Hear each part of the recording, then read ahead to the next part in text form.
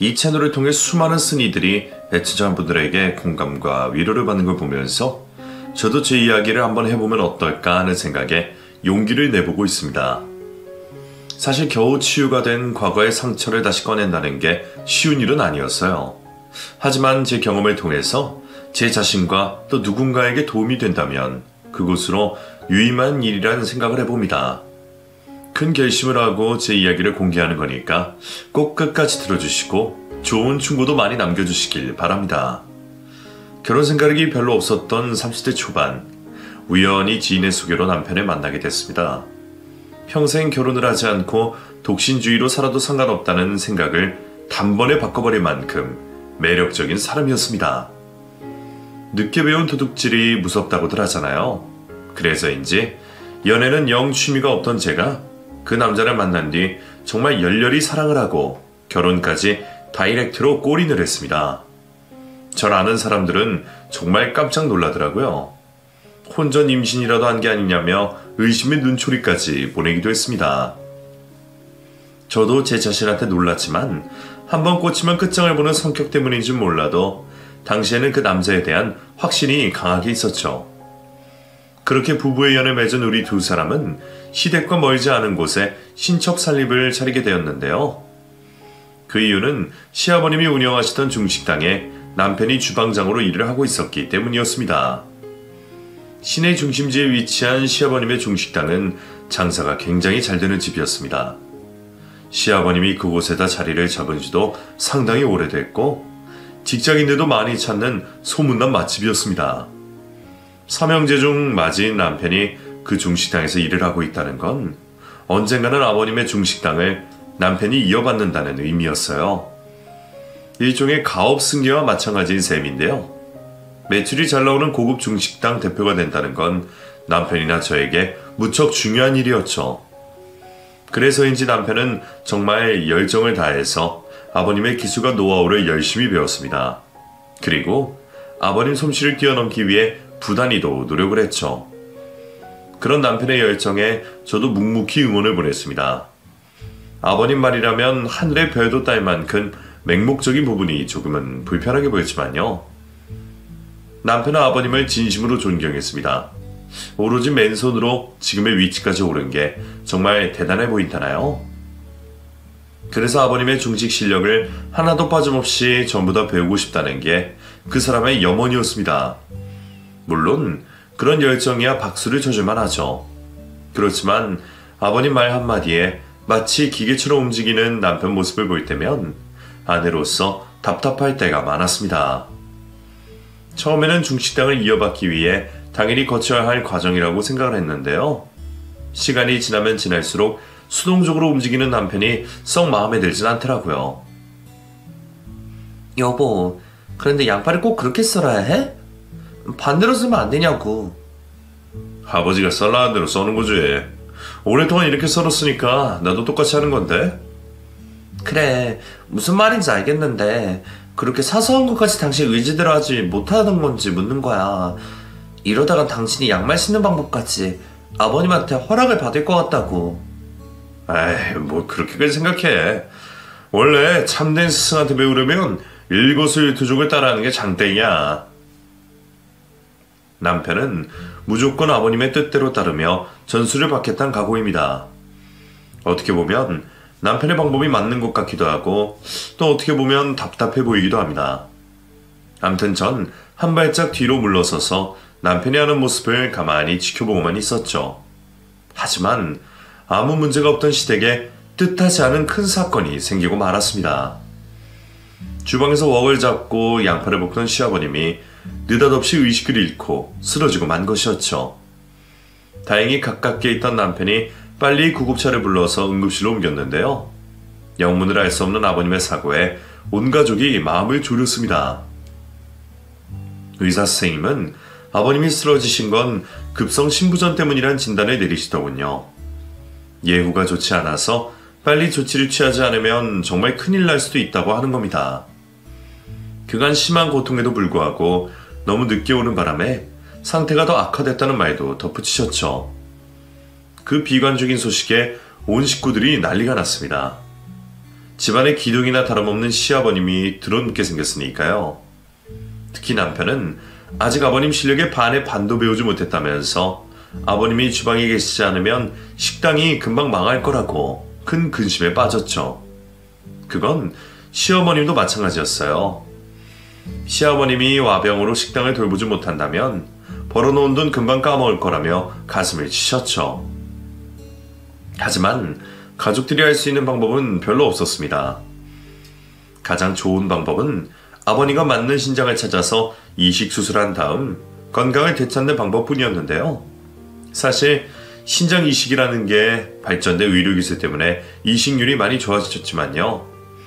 가족끼리도 맞지 않은 경우가 왕왕 있어서 그리 만만한 일은 아니었어요. 그렇다고 연로하신 시아버지가 평생 투석을 받으면서 죽을 날만 기다리는 모습을 지켜보는 것도 못할 짓이었죠. 그때부터 아버님 신장 이식 수술을 위해 가족들이 발로 뛰었습니다. 남편은 물론 아직 미혼이었던 도련님 두 분까지 아버님에게 신장을 떼어주기 위해 적합도 검사를 받았죠. 하지만 각기 다른 이유 때문에 아버님에게 신장을 떼줄 수 없다는 부적합 판정을 받게 됐습니다. 결국 고령인 시어머니까지 검사를 받게 됐는데요.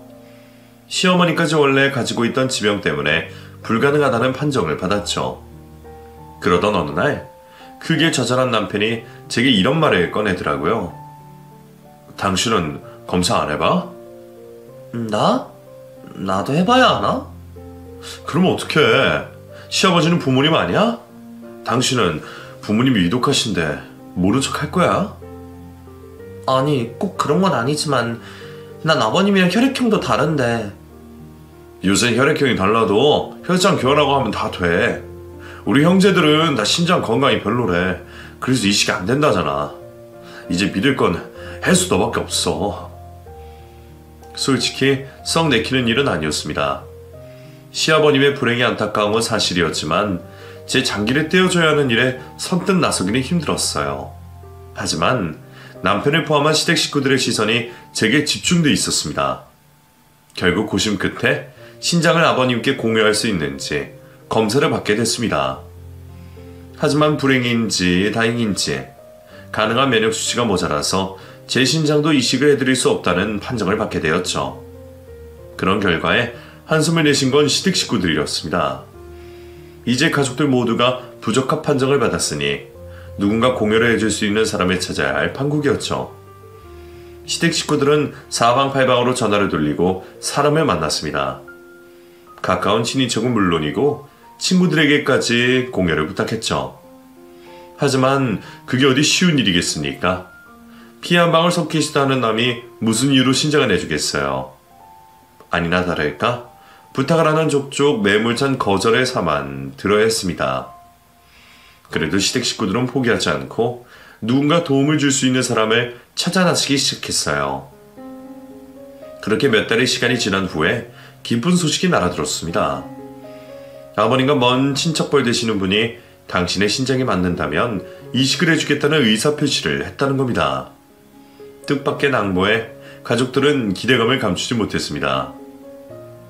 엄마, 그게 정말이에요? 그러니까 당숙 아드님이시라고요? 그런데 그분이 왜 이식을 해주신다고 했대요? 도박을 하다가 폐가 망신 직전이라나? 성의 표시로 5천만 해주면 이식을 해주겠단다. 좀 부담스럽긴 하지만 해봐야겠지?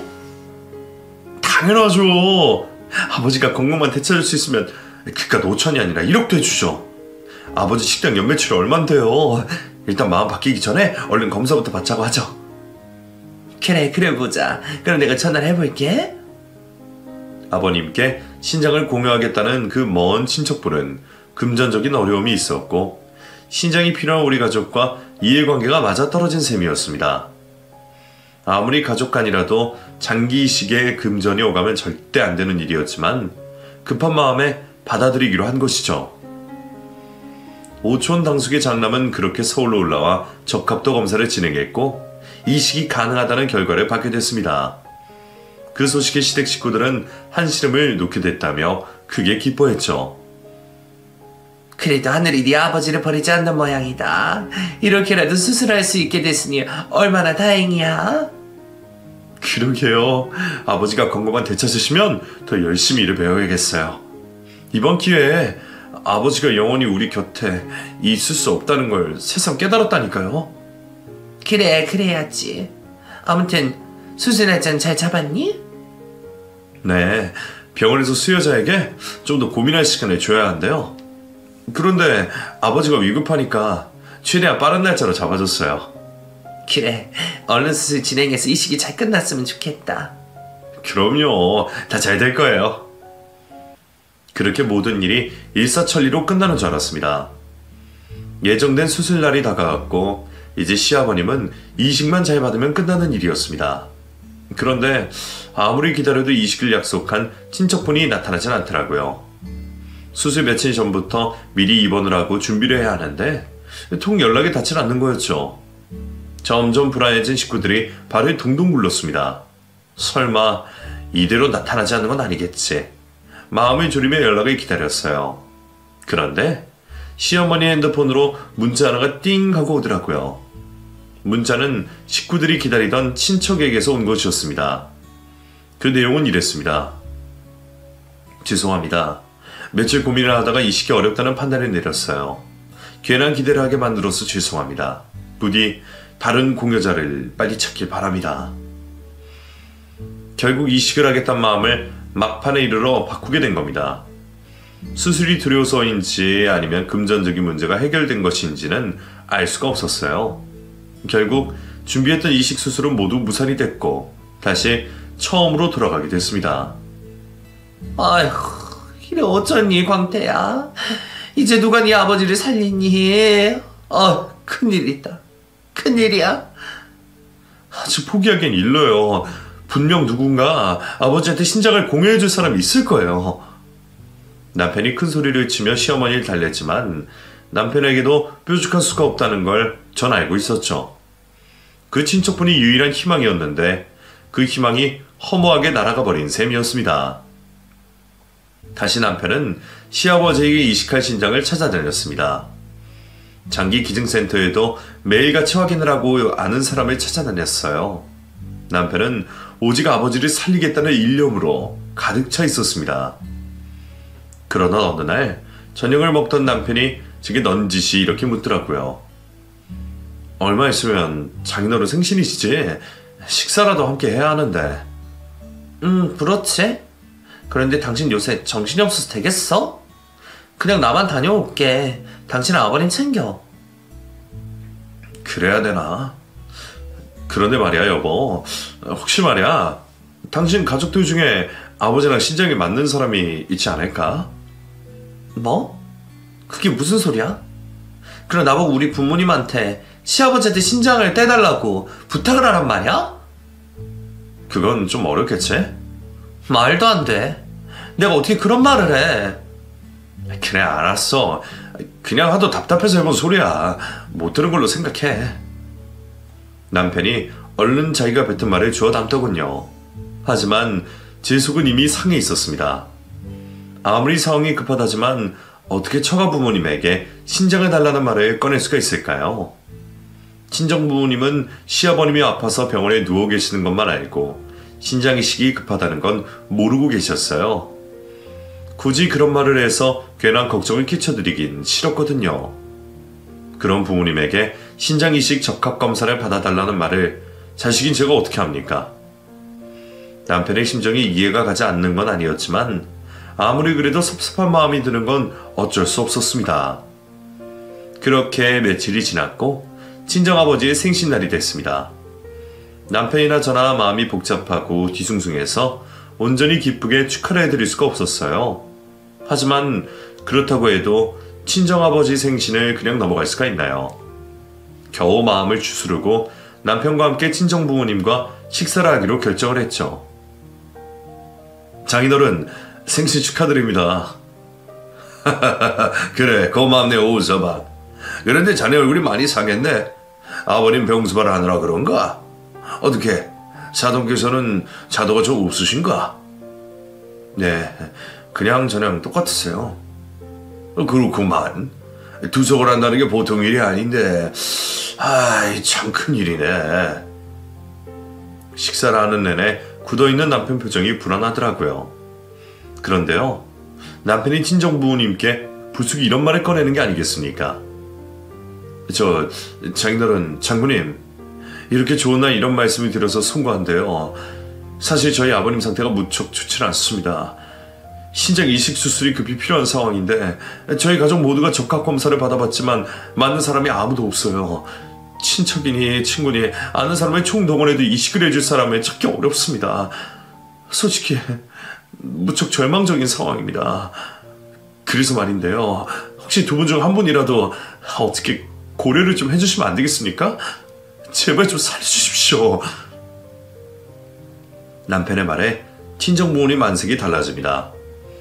갑자기 사위가 신장 이식 검사를 받아달라고 애원하니까 당황스러울 수밖에요. 전 일방적인 남편의 행동에 버럭 화를 냈죠. 여보, 갑자기 왜 이래? 정말 이거 아니라는 걸 몰라?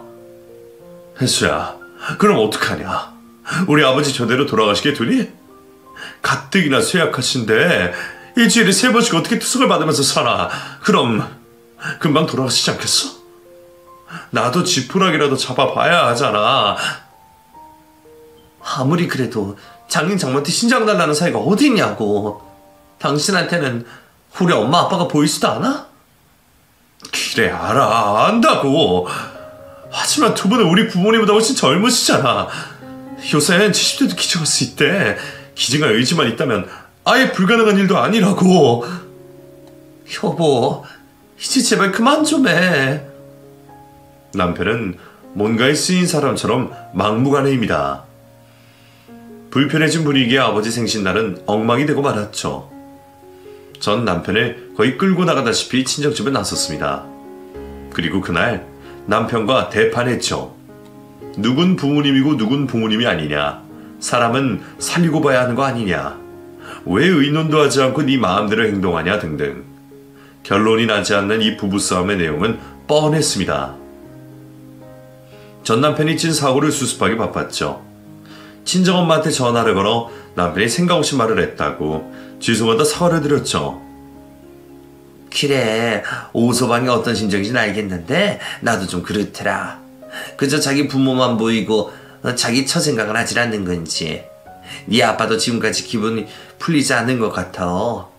오소방 그렇게 안 봤는데 실망이다. 사람이 급하면 본 모습이 나온다고 하더니. 엄마, 미안해. 저 사람이 요새 시아버지 때문에 스트레스를 많이 받아서 그래. 엄마가 이해 좀 해줘요. 어? 그래, 알았다니까.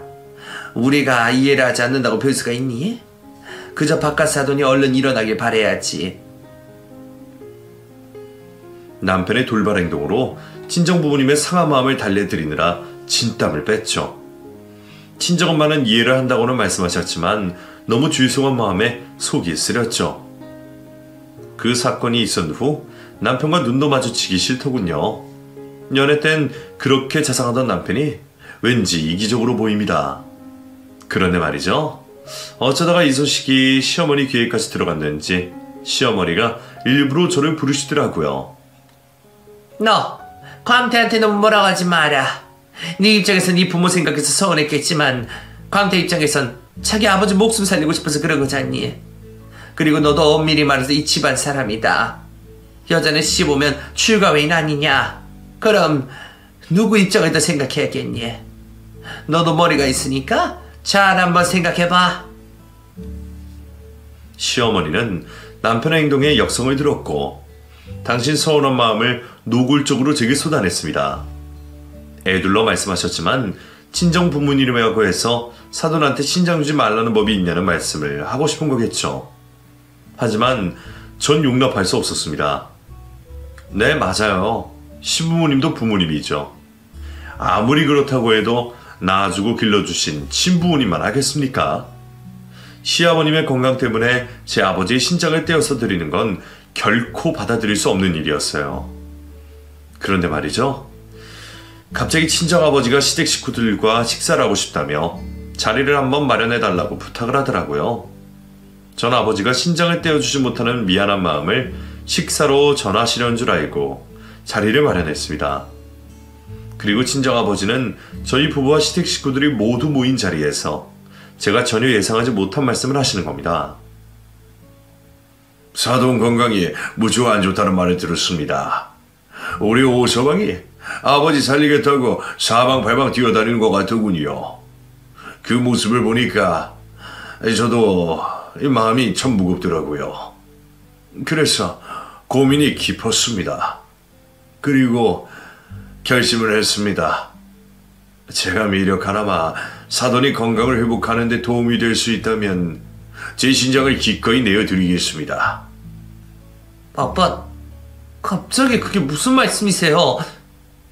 시아버님에게 신장을 내어주겠다는 친정아버지의 폭탄 선언에 전 기함을 하고 말았습니다.